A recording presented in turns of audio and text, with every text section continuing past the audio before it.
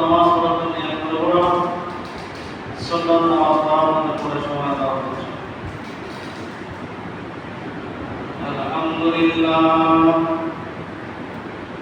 আলহামদুলিল্লাহ নাহমাদুহু ওয়া নাস্তাঈনুহু ওয়া নাস্তাগফিরুহু ওয়া নু'মিনু বিহি ওয়া নাতাওয়াক্কালু আলাইহি ওয়া না'উযু বিল্লাহি মিন শুরুরি আনফুসিনা ওয়া মিন sayyi'ati a'malina man yahdihillahu fala mudilla lahu wa man yudlilhu fala hadiya lahu wa ashhadu an la ilaha illallah wahdahu la sharika lahu wa ashhadu anna muhammadan abduhu wa rasuluhu alladhi arsalahu bil haqqi bashiran wa nadhira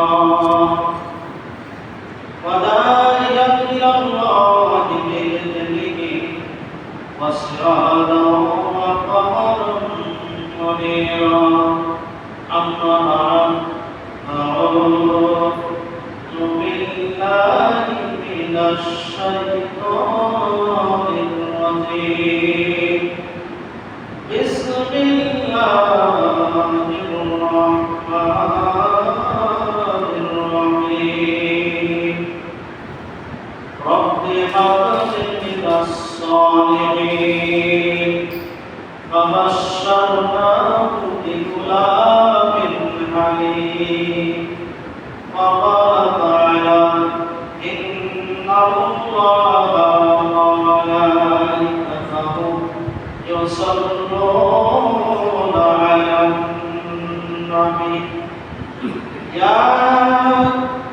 ayyuhalladzina amanu sallu 'alaihi wa sallimu taslima সকলে বলে আল্লাহুম্মা সাল্লি আলা মুহাম্মাদিন ওয়া আলা আলি মুহাম্মাদ কামা সাল্লাইতা আলা ইব্রাহিম ওয়া আলা আলি ইব্রাহিম ইন্নাকা হামিদুম মাজিদ আল্লাহুম্মা বারিক আলা মুহাম্মাদিন ওয়া আলা আলি মুহাম্মাদ কামা বারাকতা আলা ইব্রাহিম ওয়া আলা আলি ইব্রাহিম ইন্নাকা হামিদুম মাজিদ আলহামদুলিল্লাহ সমস্ত প্রশংসা মহান রব্বুল আলামিনের জন্য যার মহান রব্বুল আলামিন আমাদেরকে এই পবিত্র মাসে পবিত্র হজের মাসে আল্লাহ তাআলা আমাদেরকে দিনার ঘর পর্যন্ত আসার বসার তৌফিক দান করেছেন। আমরা সকলে শুকরিয়া আদায় করি বলে আলহামদুলিল্লাহ। তার সকলে শুকরিয়া আদায় করি বিশ্ব নবী জনাব মুহাম্মদ রাসূলুল্লাহ সাল্লাল্লাহু আলাইহি ওয়াসাল্লামের উম্মত হিসেবে আল্লাহ তাআলা আমাদেরকে কবুল করেছেন, প্রেরণ করেছেন। এজন্য আবার শুকরিয়া আদায় করি বলে আলহামদুলিল্লাহ। আল্লাহ পাকের নবী মুহাম্মদ রাসূলুল্লাহ সাল্লাল্লাহু আলাইহি ওয়াসাল্লাম ফরমায়েছেন, আল্লাহর বান্দারা আল্লাহর নিয়ামত যত বেশি থেকে বেশি নিয়ামতের শুকরিয়া আদায় করবে, আল্লাহ পাক রব্বুল আলামিন বান্দাদের দুনিয়া ও আখিরাতে নিয়ামত বাড়ায় দেবেন। সুবহানাল্লাহ। নিয়ামত পেলে নিয়ামতের শুকরিয়া আদায় করবে না, তাদের কাছ থেকে ধীরে ধীরে নিয়ামত ছাড়াই না হবে। আমরা এমন একটা মাসে, এমন একটা সময়, এমন একটা দিনে আমরা এখানে উপস্থিত হতে পেরেছি। আল্লাহ আমাদেরকে উপস্থিত করেছেন, এই জন্য আবার শুকরিয়া আদায় করবেন আলহামদুলিল্লাহ। আগামী বছর এই যে রমজান আমরা পাবো কি পাবো না কেউ জানে না, কোন নিশ্চিত হয়। এই জেলার বছর অনেক আমল ছিল, আমলগুলো আমরা সঠিকভাবে করতে পারলাম না বা পারিনি, কিন্তু উচিত ছিল আমলগুলো সঠিকভাবে আমাদের করা। দুনিয়াটা এমন একটা জিনিস, দুনিয়াটা মানুষকে এমন ভাবে গ্রাস করে ফেলে যেমন এই মানুষগুলোকে যখন জাহান্নামে দেওয়া হবে নারুল্লাহিল মুওয়ালা, এই জাহান্নামের আগুনে যখন ফেলে দেওয়া হবে আল্লাতী তাত্তালিউ আলাল আফিদা, এই আগুনের শিশা যখন মানুষের হৃদয় পর্যন্ত গ্রাস করতে ফিরে গেল, ওই দিন মানুষ পালাইতে পারবে না।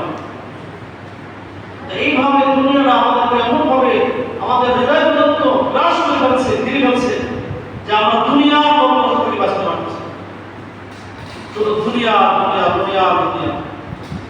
আগেরা স্মরণ করার মতো সময় সুযোগ আমাদের হয় না। অনেকে নামাজ পড়ে না, হুজুর সময় পাই না, কেন নামাজ পড়তে যে ব্যস্ততা, কেন নামাজ পড়ব না। অনেকে কোরআন শরীফ তেলাওয়াত করে না সারা বছরই, কোরআনের সঙ্গে সম্পর্ক নাই, কোরআন সঙ্গে বেঁধে রেখে দিচ্ছি, ওখানে মনে করে বাংলা জাম ভুলা বাবুয়া নষ্ট হয়ে যাচ্ছে। কোরআন শরীফ খেলাম কথা, কোরআন শরীফ খুলিয়ে সারাদিনে 24 ঘন্টার মধ্যে 5টি মিনিট একটু কোরআন শরীফ দেখবো, এরকম সুযোগ অনেকের আমাদের হয় না। আমরা দুনিয়ার বাবদ করা হয়েছে। আমরা সকলেই জানি আল্লাহ তাআলা ছোট একটি বাচ্চা হযরত ইসমাঈল আলাইহিস সালামের মাধ্যমে আপনার আমাদের জন্য কুরবানি করা ওয়াজিব করে দিয়েছেন, কিয়ামত পর্যন্ত অবশ্যই করে দিয়েছেন। ছোট একটি বাচ্চা 7 থেকে 8 বছর বা 6 থেকে 7 বছর তার বয়স। আল্লাহ রাব্বুল আলামিন যখন ইসমাঈল আলাইহিস সালামকে অর্থাৎ ইসমাঈল নবীকে যখন ইব্রাহিম নবীকে দান করেন আল্লাহ তাআলা, তখন ইব্রাহিম আলাইহিস সালামের বয়স ছিল 86 বছর। কত বছর? 86 বছর। আম্মা সায়রা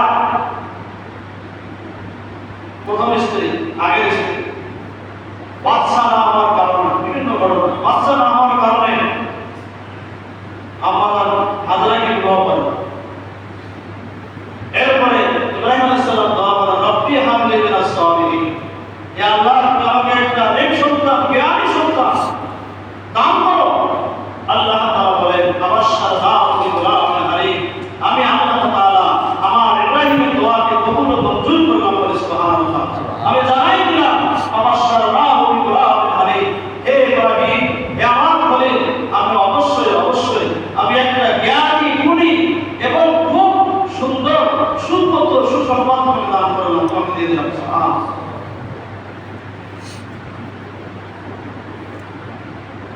আল্লাহ তাআলা ইসমাঈলকে দান করার পরে ইব্রাহিমকে আবার হুকুম করলেন, হে আমার পুত্র ইব্রাহিম, তুমি বনবাস দিয়ে দাও, তোমাকে আলাদা করে দাও সন্তান আর তোমার স্ত্রীকে আল্লাহকে আলাদা করে দাও। এইভাবে 6-7 বছর কেটে যাওয়ার পর যখন 6-7 বছর বয়স হয়ে গেল ইসমাঈল আলাইহিস সালামের, আল্লাহ তাআলা ইব্রাহিম আলাইহিস সালামকে আবার পরীক্ষা করতে গেলেন। আল্লাহ রাব্বুল আলামিন ইব্রাহিম আলাইহিস সালামকে স্বপ্ন দেখে অনুমতি দিলেন, অনুরোধ করলেন, আদেশ করলেন, ইব্রাহিম তুমি তোমার প্রিয় বস্তুকে কুরবানি করো। ইব্রাহিম আলাইহিস সালাম নবীদের তো স্বপ্ন শরীক, নবীদের কাছে কোনো শয়তান ধোঁকা দিতে পারে না স্বপ্নের মাধ্যমে। ইব্রাহিম আলাইহিস সালাম সকাল হওয়ার পর আম্মা সায়রাকে বলেন, ও সায়রা, আমি আজকে রাতে স্বপ্ন দেখেছি, আল্লাহ তাআলা আমাকে বললেন যে তুমি তোমার প্রিয় বস্তুকে, মুহাম্মদের বস্তুকে কুরবানি করো। আমি এখন কি করব?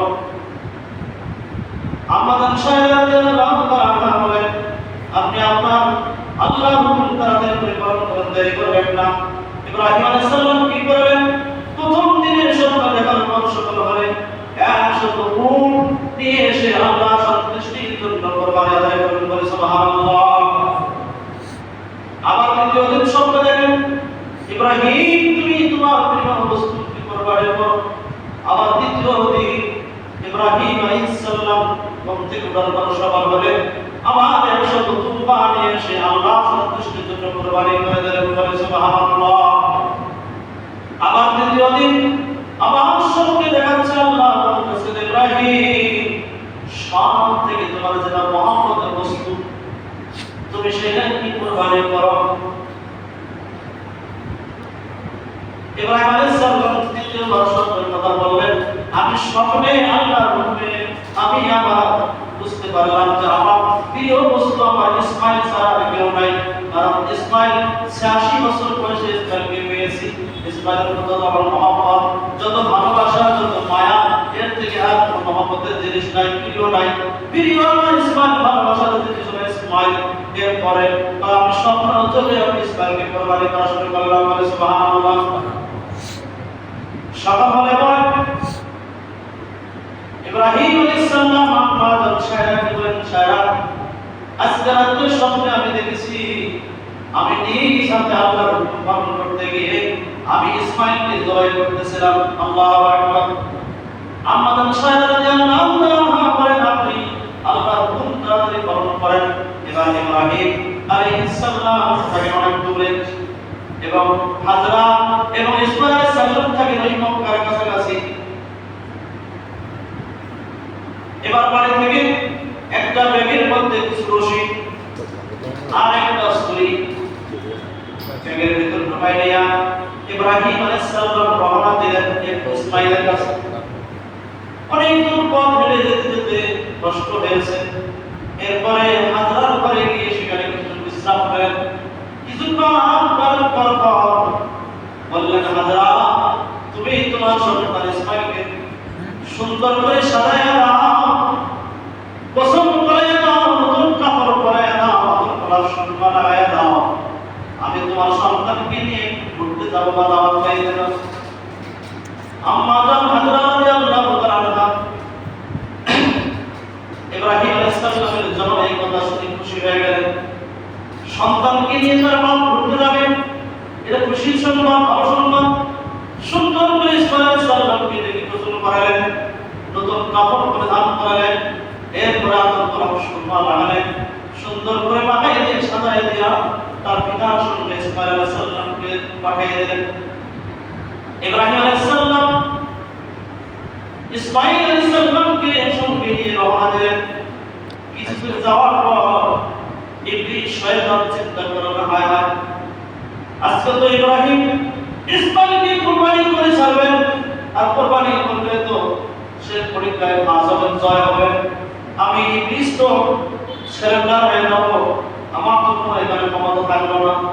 যেমন করে হোক এই কাজ করতে দেওয়া যাবে না। শয়তান এবার সুফি হইয়া দরবেশ সাজিয়া পাগড়ি লাগাইয়া জুব্বা লাগাইয়া আল্লাহ দরবেশ সাজিয়া মা হাজরার সামনে হাজির, হাজরা তোমার ইসমাইল কোথায়? হাজরা বলেন, আমার ইসমাইল তো সবে মাত্র তার পিতার সঙ্গে দাওয়াত খাইতে গেল। শয়তান বলেন, হাজরা দাওয়াত খাইতে যায় না, তোমার ইসমাইলকে জবাই করার জন্য নিয়ে যাচ্ছে। হাজরা বলেন, এটা কখনো সম্ভব হইতে পারে না। ইব্রাহিম ইসমাইলকে এত মহব্বত করেন, মায়া করেন, ভালোবাসেন, পিতা হবে সন্তানকে জবাই করবে, এটা কখনো হইতে পারে না। ইবলিস বলেন, হাজরা তুমি বুঝতেছো না, তোমার ইব্রাহিমের আল্লাহ হুকুম করেছে জবাই করার জন্য, তাই জবাই করার জন্য নিয়ে যাচ্ছে।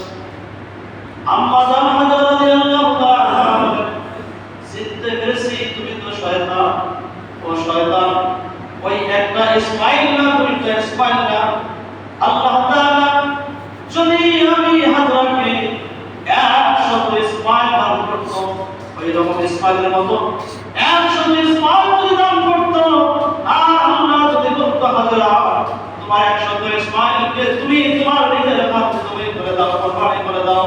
এ শয়তান আমার কসম করে আমি বলতেছি হাজরা, আমি মা হয়ে বলতেছি 100 ইসমাইলকে নিজের হাতে কোরবানি করে দিয়া আল্লাহ সন্তুষ্টি লাভ করতে পারতাম। বলে সুবহানাল্লাহ।